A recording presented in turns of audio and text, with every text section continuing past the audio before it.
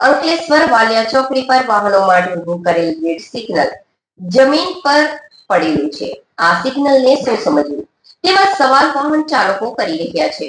ચોકડીને લઈ red signal Valia road તરફ જતા રોડ પર ચોકડી પાસે સિગ્નલ ઉભું કરાયું હતું. કોઈ વાહન દ્વારા તોડી પાડ્યા બાદ હવે રોડ પર પડેલું જોવા મળ્યું હતું. અંકલેશ્વર ટ્રાફિક સમસ્યા સામે ઝઝૂમી રહેલા વાલિયા ચોકડી વિસ્તારમાં જ્યાં પોલીસે ટ્રાફિક કંટ્રોલ કરવા નવનેજા પાણી આવી જાય છે, ત્યાં રોડ પર ટર્ન લેતા વાહનો માટે રોડ સાઇડ પર રેડ સિગ્નલ લાઇટ તંત્ર દ્વારા ઊભું કરવામાં આવી હતી. જે લાઇટ વાલિયા ચોકડી તરફ જતા રોડ પર વરસાદી કાંસના બ્રિજ બાજુમાં સુરત તરફના એપ્રોચ રોડ પર રોડના કોર્નર પાસે ઊભું કરવામાં આવ્યું હતું.